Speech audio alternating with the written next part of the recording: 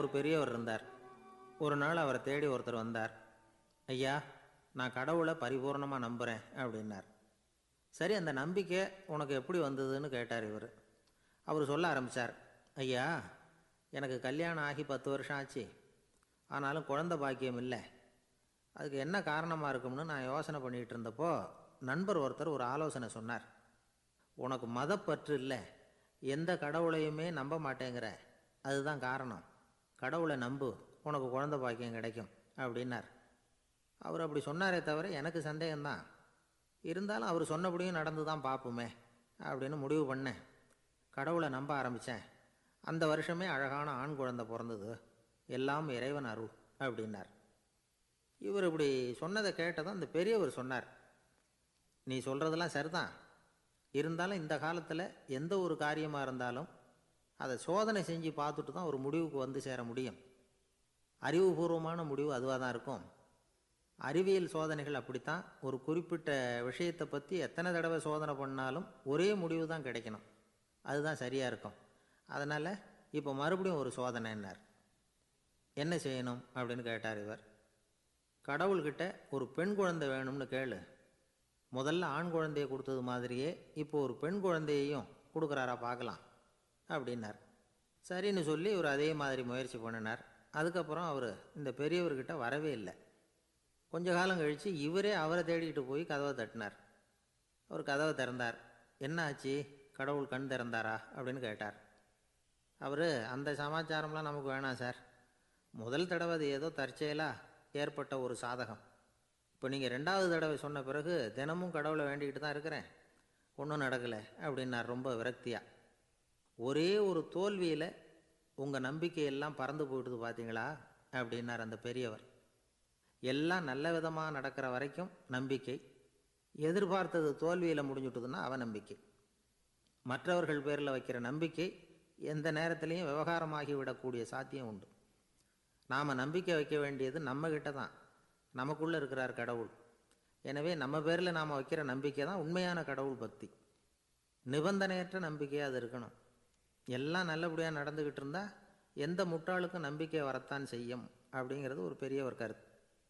தியானத்தின் மூலமாக தான் உனக்குள்ளே ஆழமாக தோண்டுனா உன்னுடைய அடி ஆழத்தில் நம்பிக்கை அப்படி ஊற்றெடுக்கும், அதை பார்க்க முடியும் அப்படிங்கிறது பெரியவர்கள் சிந்தனை. ஒரு குழந்தை அப்பாவை பார்த்து என்னப்பா பண்ணுறேன்னு கேட்டுதான். பிரார்த்தனை பண்ணிகிட்டு இருக்கிறேன்னாரான் அப்பா.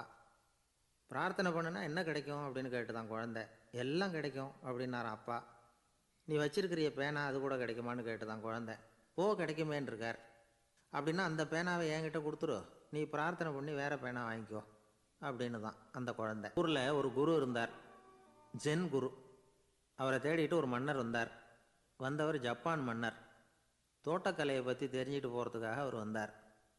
எப்படி தோட்டம் அமைக்கிறது அப்படிங்கிறத பற்றி அந்த குரு விவரமாக சொல்லி கொடுத்தாரு.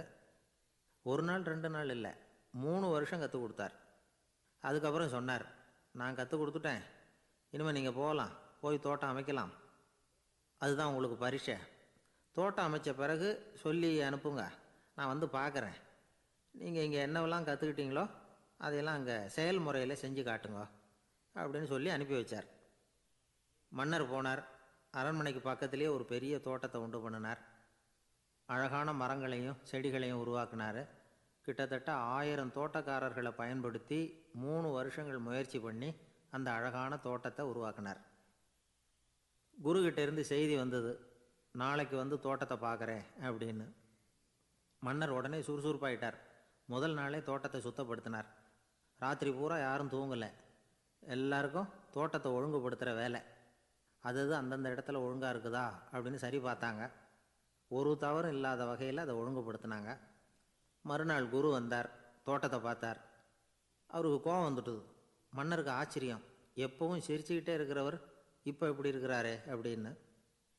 மெதுவாக குருக்கிட்ட போய் எல்லாம் சரியாக தானே இருக்குது அப்படின்னார். எல்லாம் சரிதான், ஆனாலும் எங்கே அந்த பொன்னிற காற்று அப்படின்னார். உதிர்ந்த இலைகள், பொன் மஞ்சள் நிற இலைகள் காற்றில் அப்படி புரண்டு ஓடுவதை நான் பார்க்க முடியவில்லையே அப்படின்னாராம். அது இல்லாமல் இந்த தோட்டம் உயிரோட்டம் உள்ளதாக இருக்காது, இதில் பாடல் இல்லை, ஆடல் இல்லை, அதெல்லாம் இல்லாமல் இந்த தோட்டம் ரொம்பவும் செயற்கையாக தெரியுதேன்னாராம். மன்னர் இப்போ தான் யோசனை பண்ணார், கீழே கிடந்த காஞ்சி போன இலைகள் மட்டும் இல்லை, மரத்தில் இருந்த காஞ்சி போன இலைகளையும் அப்புறப்படுத்தி சுத்தமாக வச்சிருக்கிறார். இறப்பும் வாழ்க்கையினுடைய ஒரு பகுதி தான்.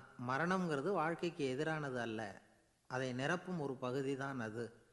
மரணம் இல்லையில் வாழ்க்கையே இல்லை அப்படிங்கிறது பெரியவங்க கருத்து.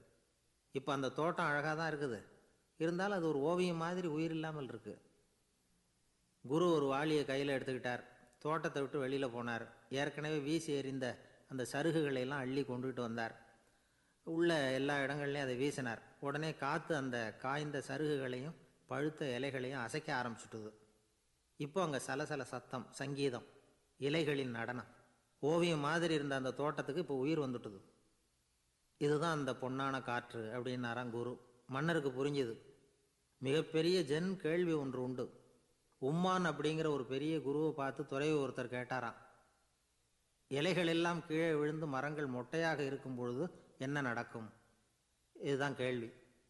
இதுக்கு உம்மான் சொன்ன பதில் பொன்னான காற்று, தி கோல்டன் விண்ட் அப்படின்னாராம்.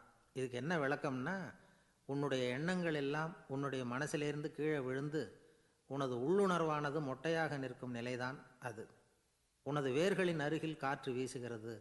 எல்லா எண்ணங்களும் உன்னிலிருந்து வெகு தூரத்துக்கு புரண்டு கொண்டே சென்று விடுகிறது. நீ அவற்றை கடந்து விட்டால் நீ அவைகளுக்கெல்லாம் மேலெழுந்து கீழே பார்ப்பவனைப் போல நிற்க ஆரம்பித்து விடுவாய். அதுதான் தியானம் என்பது அப்படின்னு சொல்கிறாங்க. தியானம்ங்கிறது எண்ணத்துக்கு எதிரானதில்லை, தியானம்ங்கிறது எண்ணங்களை கடந்து செல்வது தான். அதுக்கப்புறம் நாம் பொன்னிற காற்றில் ஆட ஆரம்பிச்சிருவோம். இதுதான் பெரியவர்கள் சொல்கிறது. என்கிட்ட ஒருத்தர் தோட்டம் அமைக்கணும்னு யோசனை கேட்டு வந்தார்.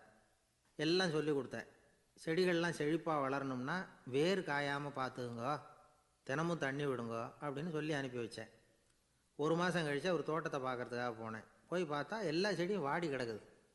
என்னங்க இப்படி பண்ணிவிட்டீங்கன்னு. நீங்கள் சொன்னபடி தான் செஞ்சேன்னார். என்ன செஞ்சீங்கன்னு கேட்டேன். வேர் காயாமல் பார்த்துக்க சொன்னீங்க, தினமும் ஒரு தடவை எல்லா செடியையும் ஒவ்வொன்றா பிடுங்கி பார்த்து வேர் காயாமல் இருக்கா அப்படின்னு பார்த்துட்டு அதுக்கப்புறம் தண்ணி பாய்ச்சினேன், அவ்வளவுதான் அப்படின்னார். ஒரு வயசான பாட்டியும் தாத்தாவும் ஒரு பூங்காவில் உட்காந்து பேசிக்கிட்டு இருக்கிறாங்க. அவங்களுக்கு கல்யாணம் ஆகி 53 வருஷம் ஆச்சு. பிள்ளைங்கள்லாம் படித்து பெரிய பெரிய வேலையில் இருக்கிறாங்க. பேரன் பேத்திகளும் நல்ல நிலைமையில் இருக்கிறாங்க. இந்த தாத்தாவும் பாட்டியும் சிரித்து பேசிக்கிட்டு இருந்ததை ஒரு பெரியவர் பார்த்தார். அவருக்கு ஆச்சரியமாக இருந்தது. இந்த வயசுலேயும் இவ்வளவு அந்யோன்யமாக இவங்க பேசிக்கிட்டு இருக்கிறாங்களே அப்படின்னு நினச்சார். சரி, நேரிலேயே கேட்டுருவோமே அப்படின்னு நினச்சிக்கிட்டு கிட்ட போனார். உங்கள் மன வாழ்க்கையின் வெற்றிக்கான ரகசியம் என்ன அப்படின்னு கேட்டார். இதை கேட்டதும் அந்த தாத்தா சிரிச்சுக்கிட்டே பாட்டியை பார்த்தாராம். அதுக்கப்புறம் சொன்னாராம், நான் இந்த அம்மாவை கல்யாணம் பண்ணிக்கிட்டதுக்கும் எங்களுடைய இல்வாழ்க்கை இவ்வளவு நாளாக பலம் குறையாமல் மகிழ்ச்சியாக இருக்கிறதுக்கும் காரணம் ஒன்று தான். அது என்ன காரணம்னா, எங்களுக்கு இடையில பொதுவாக நிறைய குறைகள் உண்டு, அதுதான் காரணம் அப்படின்னாராம். அவர் சொல்கிறது சரிதான் அப்படிங்கிறது மாதிரியே அந்த பாட்டியும் அவரை நிமிர்ந்து பார்த்தாங்களாம். இந்த பெரியவர் மறுபடியும் அந்த பாட்டியை பார்த்து அதே கேள்வியை கேட்டிருக்கார். உங்களுடைய நீண்டகால மன வாழ்க்கைக்கு கிடைச்ச வெற்றி எதனாலேன்னு சொல்ல முடியுமா அப்படின்னு கேட்டாராம். அவங்களும் சிரிச்சுக்கிட்டே பதில் சொன்னாங்களாம். என்ன பதில் தெரியுமா? சில பேரை நாம் குறிப்பிட்ட பண்புகளுக்காக நேசிக்கிறோம், வேற சிலரை நாம் அந்த பண்புகள் இல்லாத குறைகளுக்காகவே விரும்பி பழகிறோம் இல்லையா அப்படின்னு கேட்டுவிட்டு தலையை குனிஞ்சிக்கிட்டாங்களாம் அந்த பாட்டியம்மா. அவங்க அப்படி சொன்னதை கேட்டதும் இவருக்கு புதுசாக ஞானம் பிறந்தது மாதிரி இருந்துதான். இதுதான் மனம் நிறைந்த மன வாழ்க்கை அப்படிங்கிறார் சுவாமி சின்மயானந்தர். பண்புகளை எப்படி நேசிக்க முடியுதோ அதே மாதிரி பண்புகள் இல்லாத குறைகளையும் நேசிக்க முடியும். மனசு தான் காரணம். ஒரு மேல்நாட்டு தம்பதி, அவங்களும் தாத்தா பாட்டி தான். அவங்க 2 பேரும் ஒரு பூங்காவில் உட்காந்து சிரித்து பேசிக்கிட்டு இருக்கிறாங்க. அதை ஒருத்தர் பார்த்தார். அவருக்கு ஆச்சரியம், இவ்வளவு காலம் ஆகி இந்த வயசுலேயும் இப்படி அன்பாக பேசிக்கிட்டு இருக்கிறாங்களே அப்படிங்கிற ஆச்சரியம்.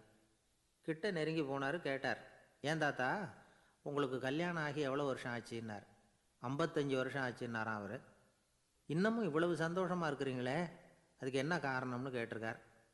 அதுக்கு என்ன காரணம்னா, இது வரைக்கும் எங்களுக்குள்ள சண்டையே வந்ததில்லை அப்படின்னாராம். அது எப்படி முடியும்னு கேட்டிருக்கார் இவர் ஆச்சரியமா. அந்த தாத்தா சொல்ல ஆரம்பித்தாராம், இதை பாருப்பா, எங்களுக்கு கல்யாணம் ஆன புதுசில் நானும் என்னுடைய மனைவியும் ஒரு குதிரை மேலே ஏறி ஒரு காட்டு வழியாக போய்கிட்டு இருந்தோம். கொஞ்சம் தூரம் போனதும் அந்த குதிரை எடக்கு பண்ணிச்சு. நான் உடனே கீழே இறங்கி அந்த குதிரையை பார்த்து, இது உனக்கு முதல் தடவை அப்படின்னு மிரட்டலாக சொல்லிவிட்டு ஏறி உக்காந்தேன். மறுபடியும் போனோம். கொஞ்சம் தூரம் குதிரை நல்லபடியாக நடந்து போச்சு. மறுபடியும் இடக்கு பண்ண ஆரம்பிச்சுட்டுது. நான் கீழே இறங்கினேன். கையில் இருந்த சாட்டையால் ஓங்கி ஒரு அடி கொடுத்தேன். இது உனக்கு 2வது தடவை அப்படின்னு சொல்லிவிட்டு ஏறி உக்காந்தேன். மறுபடியும் குதிரை கொஞ்சம் தூரம் நல்ல விதமாக நடந்து போச்சு. அப்புறமும் இடக்கு பண்ண ஆரம்பிச்சுட்டுது. அந்த சமயத்தில் ஒரு ஆற்று பாலத்தை கடந்து போய்கிட்டு இருக்கிறோம். நான் கீழே இறங்கினேன். என்னுடைய மனைவியையும் கீழே இறங்க சொன்னேன். அந்த குதிரையை பிடிச்சி அப்படியே ஆற்றுல தள்ளி விட்டுட்டேன். தள்ளி விட்டுட்டு, இது உனக்கு கடைசி தடவை அப்படின்னு சொன்னேன். அதை பார்த்ததும் என் மனைவி பதறி போயிட்டாங்க. போய், ஐயோ பாவம், என்ன இப்படி பண்ணிவிட்டீங்க, உங்களுக்கு மனசில் கொஞ்சம் கூட இறக்கமே இல்லையா அப்படின்னாங்க. நான் மெதுவாக இவங்க பக்கம் திரும்பி, இது உனக்கு முதல் தடவை அப்படின்னேன். அவ்வளவுதான். அன்னையிலேருந்து இன்னைய வரைக்கும் ஒரு நாள் கூட எங்களுக்குள்ளே சண்டையே வந்ததில்லை அப்படின்னு விளக்கம் கொடுத்தார் அந்த தாத்தா. ஒரு காலத்தில் பிரஷ்யா அப்படின்னு ஒரு தேசம் இருந்தது. இப்போ ஜெர்மனி இருக்குல்ல, இதோட பெரும்பகுதி ஒரு காலத்தில் பிரஷ்யாங்கிற பேரில் இருந்தது. அப்போ அதுக்கு அரசராக இருந்தவர் மகா ஃப்ரெடரிக், அதாவது ஃப்ரெடரிக் தி கிரேட் அப்படின்னு சொல்லுவாங்க. அந்த ராஜாவுக்கு ஒரு சந்தேகம். நாம் பல வகையான வரிகளை விதித்து வசூல் பண்ணுறோம், அப்படி பண்ணி வருமானம் குறைஞ்சிக்கிட்டே போகுதே, இதுக்கு என்ன காரணமாக இருக்கும்? இதுதான் அவருக்கு ஏற்பட்ட சந்தேகம். ஒரு சமயம் அந்த அரசர் தம்முடைய அமைச்சர்களையும் பிரபுக்களையும் தளபதிகளையும் கூப்பிட்டு ஒரு விருந்து வச்சார். விருந்து முடிஞ்சதும் அவங்கள பார்த்து இந்த சந்தேகத்தை கேட்டார். வரிகள் அதிகமாக விதித்து வருமானம் குறையறதுக்கு என்ன காரணம் அப்படின்னு கேட்டார். பல பேருக்கு இதுக்கு சரியாக பதில் சொல்ல தெரியல. அனுபவசாலியான ஒரு தளபதி எழுந்திருச்சார். அரசே, அது எப்படிங்கிறத இப்போ உங்களுக்கு காட்டுறேன்னார். உடனே ஒரு பெரிய பனிக்கட்டி ஒன்றை தன்னுடைய கையில் எடுத்தார். அதை அப்படியும் எப்படியும் திருப்பி பார்த்தார். அப்புறம் அடுத்தவர்கிட்ட கொடுத்தார். அவரும் அதை அப்படியும் இப்படியும் திருப்பி பார்த்துட்டு அடுத்தபடியாக இருந்தவர்கிட்ட கொடுத்தார். இப்படியே இதை ஒவ்வொருத்தராக பார்த்துட்டு ஒவ்வொரு கையாக மாறி கடைசியில் மன்னர் கைக்கு போய் சேர்ந்தது. மன்னர் கைக்கு அந்த பனிக்கட்டி போய் சேர்ந்தப்போ அது கொஞ்சம் கொஞ்சமாக உருகி ஒரு பட்டாணி கடலை சைஸுக்கு ஆகிட்டுது. மன்னர் யோசனை பண்ணார், வரி அதிகமாக போட்டாலும் வந்து சேர்றது குறைவாக இருக்கிறதுக்கு என்ன காரணம் அப்படிங்கிறது அவருக்கு புரிஞ்சு போச்சு. காலம்தான் மாறிக்கிட்டு இருக்கே தவிர இந்த கையூட்டு வாங்குகிற பழக்கம் மாறினதாக தெரியல. இன்னொரு ராஜா இருந்தார். அவர் தன்னுடைய ராஜாங்கத்தில் லஞ்ச ஊழலே சுத்தமாக இருக்கக்கூடாது அப்படின்னு நினச்சார். அவர்கிட்ட பல்வேறு துறைகளுக்கும் பொறுப்பாக இருந்த பல பேரும் ரொம்ப சுத்தமாகவும் நேர்மையாகவும் இருந்தாங்க. ஒரே ஒருத்தர் மட்டும் எல்லார்கிட்டையும் லஞ்சம் வாங்கிட்டே இருந்தார். அவரை வேறு துறைகளுக்கு மாற்றி பார்த்தாரு. அந்த ராஜா என்னென்னமோ பண்ணி பார்க்குறாரு. எந்த வேலையை கொடுத்தாலும் அதுலேயும் லஞ்சம் வாங்கிறதுக்கு ஒரு வழியை உண்டு பண்ணிக்குவார் அந்த ஆள். ராஜாவுக்கு இது ஒரு பெரிய தலைவலியாக போயிட்டுது. இவர் என்ன பண்ணுறது, இவருக்கு என்ன வேலையை கொடுக்கறது, கொஞ்சம் கூட லஞ்சம் வாங்கிறதுக்கு சான்ஸே இல்லாத ஒரு வேலையை கொடுக்கணும் அப்படின்னு திட்டம் போட்டார். ஒரு நாள் அவருக்கு அந்த உத்தரவும் போட்டுட்டார்.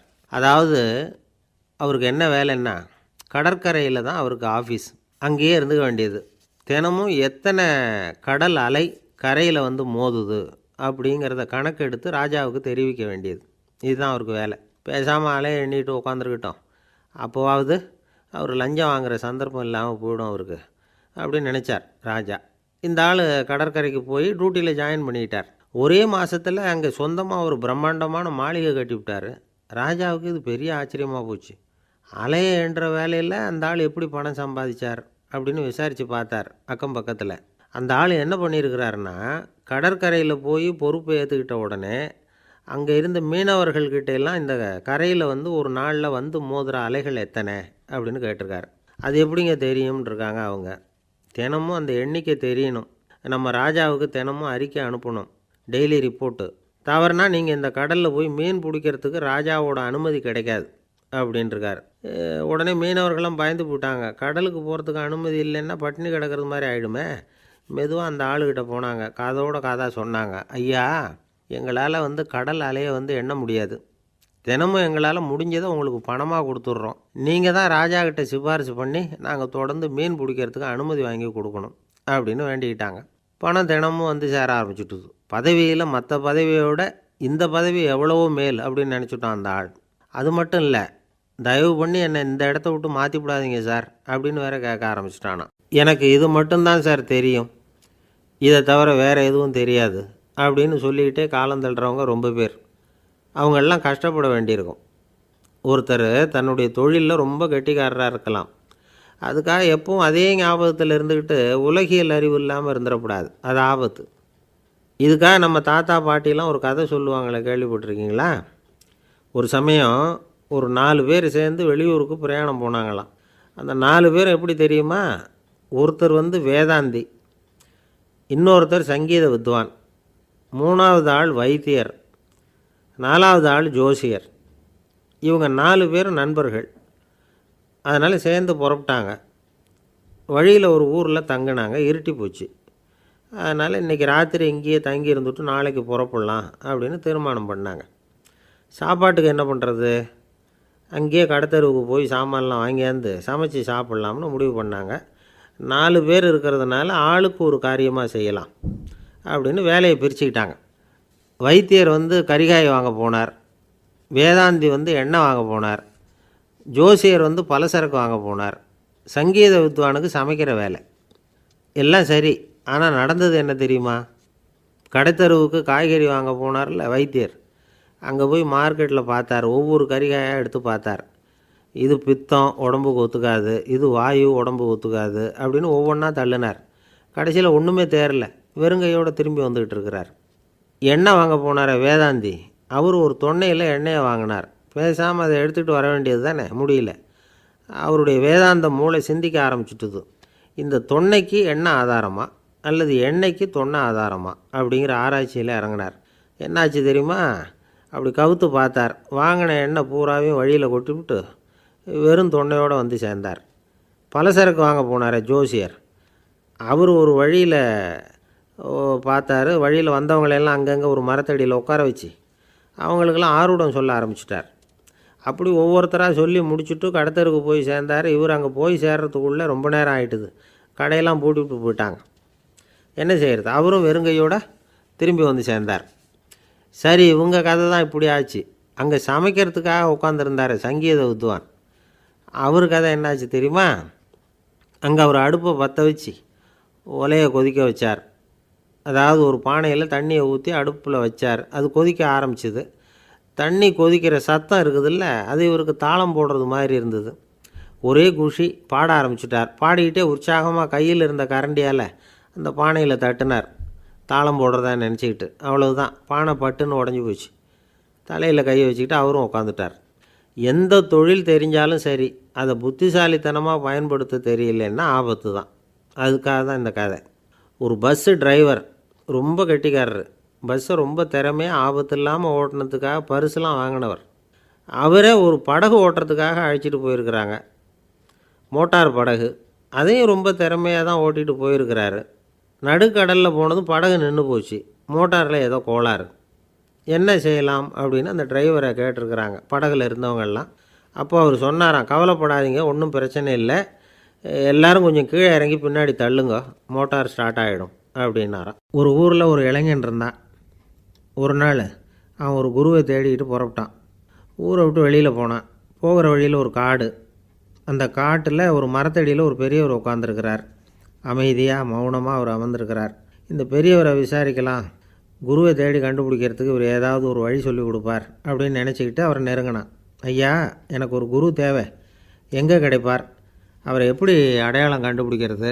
அதை பற்றி ஏதாவது விவரம் சொன்னீங்கன்னா நான் கண்டுபிடிச்சிக்குவேன் அப்படின்ட்டுருக்கான். பெரியவர் நிமிர்ந்து பார்த்தார். தம்பி, அது ரொம்ப சுலபம். அவர் வயசானவராக இருப்பார், என்னை விட சுமார் 30 வயசு அதிகமாக இருக்கும். அவர் ஒரு மரத்தடியில் தான் உட்காந்துருப்பார் அப்படின்ட்டுருக்கான். சரிங்க பெரியவரே, அது என்ன மாதிரியான மரம், எப்படி இருக்கும் அப்படின்னு கேட்டிருக்கான். பெரியவர் அந்த விவரங்களையும் சொல்லியிருக்கிறாரு. அது மட்டும் இல்லை, சந்திக்கிற நாள், நேரம், வினாடி முதற்கொண்டு எல்லா விவரங்களையும் துல்லியமாக சொன்னாராம். இவ்வளவு விவரங்களை இவரால் எப்படி சொல்ல முடியுது அப்படின்னு இவனுக்கு ஆச்சரியம். இருந்தாலும் அந்த பெரியவர் கடைசியாக ஒரு விவரம் சொன்னார். அது என்ன தெரியுமா? எப்படியும் நீ அவரை சந்திக்கிறதுக்கு ஒரு 30 வருஷம் ஆகும் அப்படின்னு சொல்லிவிட்டாராம். ரொம்ப நன்றிங்க பெரியவரே அப்படின்னு சொல்லிவிட்டு அந்த இளைஞன் புறப்பட்டுருக்கான். இப்போ அவனுக்கு குரு பற்றின விவரம் எல்லாம் கிடச்சிட்டுது, சந்திக்கிற நேரமும் தெரிஞ்சுட்டுது. ஆனால் 30 வருஷம் அவரை தேடி அலைய வேண்டியிருக்குமே. அவன் தேட ஆரம்பித்தான். காடு மலை எல்லாம் சுற்றி அலைஞ்சான். பல வருஷங்கள் தேடினான். அழுத்து போயிட்டான். கடைசியில் அவனுக்கும் வயசாகிட்டுது. கடைசியில் தன்னுடைய சொந்த ஊருக்கே திரும்பி போய்கிட்டு இருந்தான். அங்கே ஒரு மரத்தடியில் அவன் தேடிக்கிட்டு இருந்த குருநாதர் கிடைச்சார். யார் அவருன்னா, 30 வருஷத்துக்கு முன்னாடி வழி சொல்லி கொடுத்தாரில்ல அதே பெரியவர். அவருக்கு இப்போ 30 வயசு அதிகமாக இருந்தது. அதே மரம். அன்னைக்கு பெரியவர் சொன்ன அடையாளம் இப்போ பொருத்தமாக இருந்தது. இப்போ அந்த பெரியவர் சொன்னார், சரியாக வந்து சேர்ந்துட்ட, வா, உனக்காக தான் நான் இவ்வளவு காலமும் காத்துக்கிட்டு இருந்தேன் அப்படின்னாராம். என்ன சொல்கிறீங்கன்றிருக்கான். 30 வருஷத்துக்கு முன்னாடி என்கிட்ட வந்தியே, அப்போவே என் காலம் வந்து முடிஞ்சு போயிருந்தது. அப்போவே என்ன உனக்கு அடையாளம் தெரியல, அதனால் இவ்வளவு காலம் உனக்காக காத்துட்ருக்கும்படி ஆகிட்டுது அப்படின்னாராம். ஐயா, அப்போவே நீங்கள் சொல்லியிருக்கலாமே, இதுதான் 30 வருஷம் கழித்து நீ சந்திக்க போகிற இடம், நான் தான் உன்னுடைய குரு அப்படின்னு சொல்லியிருக்கலாமே அப்படின்ட்டுருக்கான். அந்த பெரியவர் சிரிச்சுக்கிட்டே இதுக்கு பதில் சொன்னாராம், நான் எவ்வளவோ விவரமாக தான் சொன்னேன், நீ சரியாக புரிஞ்சிக்கல. காரணம், அப்போது நீ போதுமான அளவுக்கு பக்குவம் பெற்றிருக்கவில்லை, அதனால் புரியும் சக்தி இல்லாமல் போயிட்டுது. அப்போது 30 ஆண்டு காலம் நீ அலைஞ்சி தெரிஞ்சிருக்கிற, அது காரணமாக இப்போ உனக்கு அந்த பக்குவம் வந்துட்டுது, அதனால தான் அடையாளம் காண முடிஞ்சுது, நானே உன்னுடைய குரு அப்படின்னாராம். இதிலேருந்து என்ன தெரியுதுன்னா, ஆன்மீகத்தில் மாணவனாக சேர்றதுக்கு கூட ஒரு பக்குவத்தன்மை தேவைப்படுது. ஒரு பெரிய ஞானி, அவர்கிட்ட சீடனாக இருக்க ஒருத்தன் வந்தான், எதிரில் நின்னான். ஞானி அவனை வெகு நேரம் உற்று பார்த்தார். அப்புறம் சொன்னார், சீடனாக இருக்கிறது ரொம்ப சிரமம்னார். நான் தயாராக இருக்கிறேன்னா. அது இன்னமும் சிரமமாச்சே, இங்கே வந்து குருவாக இருக்கிறது மட்டுமே சுலபம் அப்படின்னாராம். அப்படின்னா நான் குருவாகவே ஆகிடுறேன் அப்படின்னானா. இது போலவே இந்த காலத்தில் கதை ஒன்று உண்டு. ஒரு பள்ளிக்கூடத்தில் வகுப்பு ஆசிரியர் மாணவனை திட்டிக்கிட்டு இருந்தார். டேய், நீ 100க்கு 10 மார்க்கு தான் வாங்கிக்கிட்டு இருக்க, இவ்வளவு மோசமாக நீ படித்தா கடைசியில் மாடு மேய்க்கிறது கூட லாய்க்கு இல்லாதவனா ஆகிடுவேன், அதுக்கப்புறம் என்ன செய்ய போகிறேன் அப்படின்னாராம். பையன் தலையை சொரிஞ்சிக்கிட்டே சொன்னானா, சார் அப்படின்னா ஒன்று செய்கிறேன் அப்படின்னானா. இவர் கேட்டிருக்கார், என்ன செய்ய போகிறேன்னு. வேறு என்ன சார், உங்களை மாதிரி ஒரு ஆசிரியர் ஆகிடுறேன் அப்படின்னானா. இமயமலை அடிவாரத்தில் ஒரு மடம். அங்கே ஒரு சன்னியாசி இருந்தார். அவர்கிட்ட ஒருத்தர் வந்தார். சுவாமி, ஆசையை உதற நினைக்கிறேன், முடியல, ஒட்டிக்கிட்டே வருது அப்படின்னாராம். இப்படி உட்கார, ஒரு கதை சொல்கிறேன் அப்படின்னு சொல்லி அவர் சொல்ல ஆரம்பித்தாராம். அவர் சொன்ன கதை என்னென்னா, ஒரு ஊரில் ஒரு ஆள் இருந்தான். அவன் பேர் குப்புசாமி. அவன்கிட்ட எப்பவும் ஒரு பழைய தொப்பி இருக்கும், விடவே மாட்டான். அதனால் அவனை எல்லோரும் தொப்பி சாமி அப்படின்னு தான் கூப்பிடுறது வழக்கம். ஒரு புது தொப்பி வாங்கிக்கப்படாதாப்பா அப்படின்னு நண்பர்கள்லாம் சொல்லி பார்த்தாங்க. பணத்துக்கு எங்கே போவேன் அப்படின்னு விட்டானான். பணம் வச்சுருக்கான், செலவு பண்ண மனசு வரல, மகா கஞ்சன். பழைய பாட்டில்கள்லாம் வாங்கி விற்றுக்கிட்டு இருந்தான். அப்படி ஒரு தடவை பழைய கண்ணாடி சாமான்களை ஏலத்தில் எடுத்தப்போ அதில் ஒரு அருமையான சென்ட்டு பாட்டில் கிடச்சிது. உடனே ஒரு ஐடியா பண்ணான். அந்த சென்ட்டை வந்து சின்ன சின்ன பாட்டில்களில் அடைச்சி ஜன்னல் ஓரமாக அடுக்கி வச்சுட்டான். அதை விற்றா நிறைய பணம் கிடைக்குமே, அதனால். இதுக்கு இடையில் ஒரு நாள் அவன் வந்து அப்படியே உட்காந்துருந்தான். அந்த நேரம் நண்பன் வந்தான். ஏண்டா, உன் பழைய தொப்பியை மாற்றப்படாதா, ஊரில் எல்லோரும் கேலி பேசுகிறாங்களே ஒன்று தொப்பி சாமின்னு அப்படின்னு சொல்லி கேட்டிருக்கான். இந்த சென்ட்டு பாட்டில் விற்றதும் பணம் வரும், அதுக்கப்புறம் பார்க்கலாம் அப்படின்னு நானா. இவன், சரி வா, நீச்சல் குளத்துக்கு போயிட்டு வருவோம் அப்படின்னு கூப்பிட்ருக்கான் நண்பன். 2 பேரும் போனாங்க. அதே நேரம் அந்த ஊர் நீதிபதியும் அங்கே குளிக்க வந்தாராம். அவர்கிட்ட இருந்தது விலை வசந்த ஒரு புது தொப்பி. அதை அங்கே இருந்த ஸ்டாண்டில் மாட்டிவிட்டு குளிக்க போனார். இதுக்கிடையில் குப்புசாமி குளிச்சுட்டு வந்தான். அவனுடைய பழைய தொப்பியை காணலை. அந்த புது தொப்பியை பார்த்தா இது நண்பனுடைய வேலை தான் அப்படிங்கிறதாக புரிஞ்சுக்கிட்டு அதை எடுத்து மாட்டிகிட்டு வந்துட்டான். நீதிபதி குளிச்சுட்டு வந்து பார்க்குறாரு, தொப்பியை காணும். போலீஸில் புகார் கொடுத்தார். அவங்க வந்து தேடினாங்க. ஒரு மூலையில் பழைய தொப்பி கிடச்சிது. அடடா, இது நம்ம குப்புசாமியோட தொப்பி இல்லையா அப்படின்னு நானா ஒருத்தன். உடனே அவன் வீட்டுக்கு தேடிட்டு போயிருக்காங்க. அங்கே போய் பார்த்தா புது தொப்பி அங்கே இருக்குது. உடனே அவனுக்கு 1000 ரூபா அபராதம் போட்டாங்களாம். அவன் பணத்தை கட்டிவிட்டு ரொம்ப எரிச்சலோடு வீட்டுக்கு வந்தான். பழைய தொப்பி கண்ணில் பட்டுது. மறுபடியும், உன்னால் தானே எனக்கு 1000 ரூபா நஷ்டம் அப்படின்னு சொல்லி அதை எடுத்துக்கிட்டு அப்படி போயிருக்கான். அந்த ஊர் குளத்தில் வீசி எரிஞ்சிட்டு வந்துட்டான். அது மீன் பிடிக்கிற ஒருத்தன் கையில் சிக்கிச்சு. அவன் வர்ற வழியில் அதை எடுத்து வேகமாக வீசி எறிஞ்சான். அது நேராக குப்புசாமி வீட்டு ஜன்னல் வழியாக உள்ளே வந்து இந்த சென்ட்டு பாட்டில்கள் மேலே விழுந்து எல்லாம் உடஞ்சி நொறுங்கி போச்சு. குப்புசாமி பார்த்தான். தோட்டத்தில் ஆழமாக ஒரு குழியை வெட்டினான். அந்த தொப்பியை போட்டான், மூடிவிட்டான். இதை அடுத்த வீட்டுக்காரன் பார்த்தான். ஏதோ புதையல் தான் வச்சுருக்கான் போல இருக்குன்னு நினச்சான். போலீஸில் போய் புகார் கொடுத்துட்டான். மறுபடியும் போலீஸ் குழியை தோண்டினாங்க. பழைய தொப்பி மறுபடியும் வெளியில் வந்தது. எல்லோரும் சிரிக்கிறாங்க. அன்னைக்கு ராத்திரியே அந்த தொப்பியை எடுத்துக்கிட்டு நேராக புறப்பட்டான். ஒரு கல்லில் அதை சேர்த்து கட்டி குடிநீர் தொட்டி இருக்கும்ல, அதில் போட்டுட்டு வந்துட்டான். இனிமேல் என்ன பண்ணும் பார்ப்போன்னு. ஒரு நாள் திடீர்னு குழாயெல்லாம் அடைப்பட்டு போச்சு. மாநகராட்சி அலுவலர்கள் வந்து என்னன்னு பார்த்தா அந்த பழைய தொப்பி குழாயை அடைச்சிக்கிட்டு இருக்குது. இது குப்புசாமியோட தொப்பிங்கிறது தான் எல்லாருக்கும் தெரியுமே. உடனே குடிநீரை வந்து பாழாக்கணத்துக்காக குப்புசாமிக்கு கோர்ட்டு 2500 ரூபா அபராதம் போட்டுவிட்டுது. அதையும் கட்டிவிட்டு வெளில வந்தான். கடைசியாக முடிவு பண்ணான். ஒரு நெருப்பு குச்சியை கிழிச்சான், தொப்பியை கொளுத்தினான், எரிஞ்சுது. எடுத்து வெளில எரிஞ்சான்.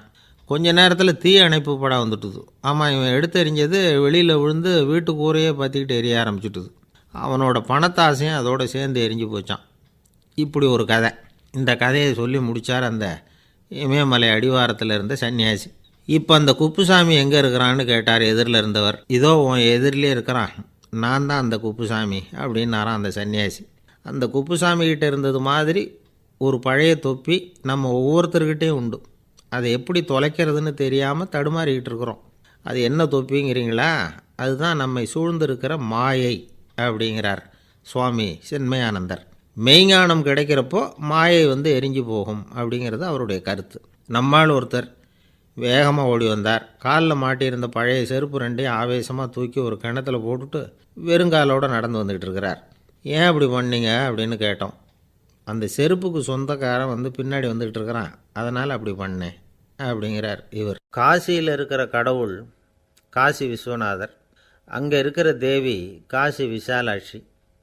இவங்க 2 பேரும் ஒரு நாள் பேசிக்கிட்டு இருந்தப்போ கடவுள் சொன்னார், இந்த மனிதர்களை நாம் ரொம்பவும் நம்பிக்கையோடு தான் படைச்சிருக்கிறோம். இருந்தாலும் அவங்களுக்கு தான் நம்பிக்கை இல்லை, எதுலேயும் ஒரு உண்மையான நம்பிக்கை இல்லாமல் வாழ்ந்துக்கிட்டு இருக்கிறாங்க அப்படின்னார். என்ன அப்படி சொல்கிறீங்க? அதோ பாருங்கள், எவ்வளவு பேர் காசியை தேடிட்டு வந்து கங்கையில் குளிச்சுக்கிட்டு இருக்கிறாங்க.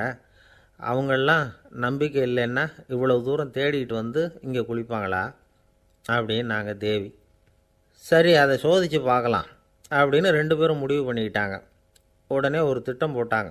அது எப்படின்னா, நாம் 2 பேருமே பக்தர்கள் மாதிரி உருவத்தை மாற்றிக்கிட்டு கங்கை கரைக்கு போக வேண்டியது. நான் வந்து கங்கையில் இறங்கி குளிக்கிறேன். கொஞ்ச நேரத்தில் சுழலில் மாட்டிக்கிட்டது மாதிரி நடிக்கிறேன். நீ உடனே கரையிலிருந்து சத்தம் போடும், என்னோடய வீட்டுக்காரரை யாராவது காப்பாற்றுங்களேன்னு சத்தம் போடும்.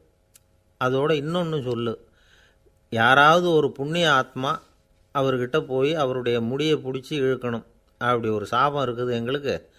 புண்ணிய ஆத்மா, அதாவது எந்த பாவமும் செய்யாத இல்லாத ஒருத்தர் தான் அவரை காப்பாற்ற முடியும். அப்படிப்பட்டவங்க யாராவது வெள்ளத்தில் குதித்து என்னுடைய கணவரை காப்பாற்றுங்கோ அப்படின்னு நீ சத்தம் போடு, கூச்சல் போடு, என்ன நடக்குதுன்னு பார்க்கலாம் அப்படின்னார் கடவுள். சரின்னு சொல்லி 2 பேருமா சாதாரண பக்தர்கள் மாதிரி கங்கை கரைக்கு வந்து சேர்ந்தாங்க. அவர் இறங்கி குளித்தார். திட்டம் போட்டது மாதிரியே சுழலில் மாட்டிக்கிட்டது மாதிரி கத்துனார். கரையில் இருந்த அந்த அம்மா, ஐயோ என் கணவரை காப்பாற்றுங்களேன், யாராவது காப்பாற்றுங்களேன்னு கத்துனாங்க. பல பேர் ஓடி வந்தாங்க. உடனே இவங்க, பாவம் இல்லாத புண்ணிய ஆத்மா ஒருத்தரால் தான் என்னுடைய கணவர் காப்பாற்றப்படணுங்கிறது விதி, அப்படி ஒரு சாபம் இருக்குது, அதனால் புண்ணிய ஆத்மா யாராவது அவர்கிட்ட போய் அவர் முடியை பிடிச்சி தூக்குனா அவரை காப்பாற்றி போடலாம் அப்படின்னாங்க. இவங்க இப்படி சொன்னதும் எல்லோரும் திகைச்சு போய் நின்றுட்டாங்க. ஒவ்வொருத்தருக்கும் அவங்க செஞ்ச பாவம்லாம் ஒவ்வொன்றா ஞாபகத்துக்கு வர ஆரம்பிச்சுட்டுது. சரி, இதுக்கு நாம் லாயக்கு இல்லை அப்படின்னு சொல்லி ஒதுங்கி போக ஆரம்பிச்சிட்டாங்க எல்லாம். இந்த சமயத்தில் யாரோ ஒருத்தர் வேகமாக ஓடி வந்தார். ஆற்றுல குதித்தார். அவர்கிட்ட போனார், முடியை பிடிச்சார், தூக்குனார், அவரை காப்பாற்றி கரைக்கு கொண்டுட்டு வந்துட்டார். அப்படி காப்பாற்றின அந்த ஆளை இவங்க 2 பேரும் தனியாக கூப்பிட்டுக்கிட்டு ஒரு மண்டபத்துக்கு வந்துட்டாங்க. வந்து விசாரிக்கிறாங்க. நீ யாரப்பா அப்படின்னு கேட்குறாங்க. ஏதும் தெரியாத மாதிரி. நான் இந்த ஊர் அன்ன சத்திரத்தில் வேலை செய்கிற ஒரு சமையல்காரன் அப்படிங்கிறார். நீ வந்து கங்கையில் குளிக்கிறது உண்டான்னு கேட்டிருக்காங்க. நான் இந்த ஊர்லேயே தான் இருக்கிறேன், இருந்தாலும் தினமும் கங்கையில் குளிக்கிறதில்ல, எப்போவாவது ஒரு நாள் அங்கே குளிப்பேன் அப்படின்னார். கங்கையில் மூழ்கி எழுந்திரிச்சா பாவம்லாம் தொலையும்னு சொல்கிறாங்க. அப்படி இருக்கிறப்போ அங்கே இன்றைக்கி கங்கையில் குளிச்சுக்கிட்டு இருக்கிறவங்கெல்லாம் தங்களை வந்து புண்ணிய ஆத்மாவா நினைக்கல. கங்கையில் குளிக்காத நீ உன்னை வந்து புண்ணிய ஆத்மாவா நினச்சி என்னை காப்பாற்ற வந்திருக்கிற, அது எப்படி அப்படின்னு கேட்டார். அதுக்கு அந்த ஆள் சொல்கிறான், கங்கையில் குதித்ததுக்கு அப்புறம் தானே உங்களை காப்பாற்ற போகிறோம். அப்படி குதிக்கும் பொழுது என்னுடைய பாவம்லாம் போயிருக்கும்ல, நான் புண்ணிய ஆத்மாவாக ஆயிருப்பேனே, அதனால தான் துணிஞ்சு வந்து உங்களை காப்பாற்றினேன் அப்படின்னா. கடவுளும் தேவியும் அவனுக்கு வந்து காட்சி கொடுத்தாங்களாம். இப்படி ஒரு கதை உண்டு. அதாவது கங்கையில் குளிச்சுக்கிட்டு இருக்கிறவங்களுக்கே தங்களுடைய பாவம் போகுங்கிற நம்பிக்கை பரிபூர்ணமாக இல்லை. குளிக்காத ஒருத்தனுக்கு அந்த நம்பிக்கை இருந்தது. அதனால் அவனால் கடவுளை பார்க்க முடிஞ்சது. கடவுளை நாமளும் பார்க்க முடியுமா முடியாதா அப்படிங்கிற குழப்பம்லாம் நமக்கு வேண்டியதில்லை. நம்பிக்கையோடு வாழணுங்கிற உண்மையை மட்டும் இந்த கதையிலேருந்து புரிஞ்சுக்கிட்டால் போதும். ஏன்னா இந்த கதையை கேட்டுட்டு ஒரு நண்பன் குதர்க்கமாக ஒரு கேள்வி கேட்டான். ஏன் சார், கங்கையில் குளித்தா பாவம் போயிடும்னு சொல்கிறீங்களே, நான் எனக்கு வேண்டாத ஒருத்தனை அழைச்சிட்டு போய் கங்கையிலேயே தள்ளி விட்டுட்டு அதுக்கப்புறம் அங்கேயே முழுக்க போட்டுட்டு